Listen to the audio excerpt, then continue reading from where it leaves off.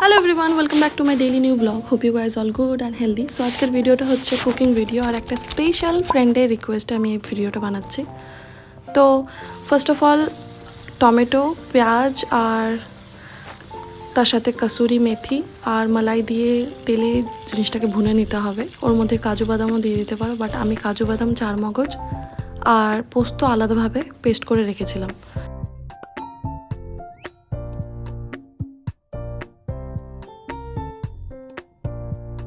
After 12 আমি hostel shift হয়ে যাই কলেজে পড়ার জন্য। তো সেইখানে আমার অনেকগুলো ফ্রেন্ড হয়, তার মধ্যে অন্যতম একটা ফ্রেন্ড রয়েছে যে আমার মায়ের পনিরের টেস্ট এখনও ভুলতে পারেনি। অ্যাকচুয়ালি আমরা যখন আগে বাড়ি যেতাম হস্টেল থেকে ছুটিতে, তো কেউ না সবাই কিছু না কিছু তাদের বাড়ি থেকে নিয়ে আসতো, কেউ খাবার নিয়ে আসতো, কেউ অন্য কিছু। তো আমি নিয়ে আসতাম আমার মায়ের তৈরি এই পনির। তো তার খুব ফেভারিট এই পনিরটা। তো সে আমাকে কালকে রাতে রিকোয়েস্ট করে যে তারিকা তুই এরকম পনিরের রেসিপি দিবি অবভিয়াসলি ইউটিউবে। তো আজকে আমি এই জন্য এই রেসিপিটা বানাচ্ছি।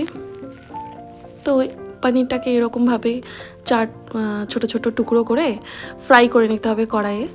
তো আমার কাছে একটু সময় কম ছিল আর আমি একটু তাড়াহুড়াতে বানাচ্ছিলাম, তাই জন্য আমি পনিরটাকে ফ্রাই করার সাথে সাথে পনিরের সাথে মশলাগুলো দিয়ে দিয়েছিলাম বাড়িতে, যত জিরা গুঁড়ো, ধনে গুঁড়ো, লাল মির্চ গুঁড়ো। তো আমি লাল মির্চ দিই না, তো আমি কাশ্মীরি লাল মির্চ দিই, যেটাতে একটু কালারের জন্য হয় আর যেটাতে ঝাল হয় না, কারণ আমার বাড়িতে অবভিয়াসলি একটা ছোটো বাচ্চা আছে, সে খেতে পারবে না ঝাল, তাই জন্যে।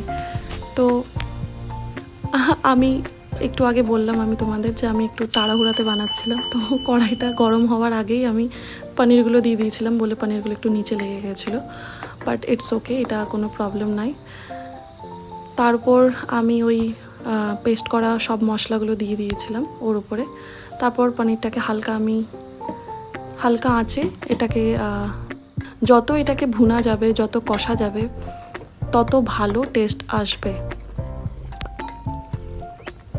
আর আমি সবার আগে আমি আলু আর পটলটাকে ফ্রাই করে আলাদাভাবে রেখে দিয়েছিলাম। সেই ফ্রাই করা ভেজিটেবলসগুলোকে আমি এই পেস্টের মধ্যে, মানে এই গ্রেভিটার মধ্যে দিয়ে দিলাম।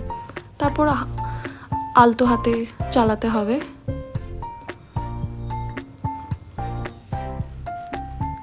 জলটা শুকিয়ে যাবে, একটু একটু করে জল দিয়ে জিনিসটাকে কষতে হবে।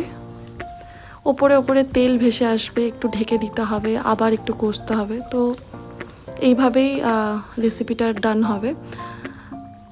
এরকম ওপরে তেল ভেসে আসবে, তো বুঝে নিতে হবে যে হ্যাঁ মশলাটা ভালোভাবে কষা হয়ে গেছে। আর আমি একটু দেখে নিলাম আলুটা সেদ্ধ হয়েছে কিনা। তো লাস্টে গরম মশলা বা পনির মশলা বা তারপর আমি একটু চিনি দিয়ে আমি আমার সবজিটা ডান করলাম। বাট আমি গরম মশলা আর পনির মশলা দিই না, আমি বাড়িতে তৈরি একটা আমার স্পেশাল মশলা দিই। তো এই মশলাটা কিভাবে বানাতে হবে এটা যদি কারো জানার থাকে তো কমেন্ট সেকশনে কমেন্ট করতে পারো। আর আমি ভিডিওস নিতে পারিনি, তাই ফটোস দিলাম। So if you like the video don't forget to subscribe. Thank you so much.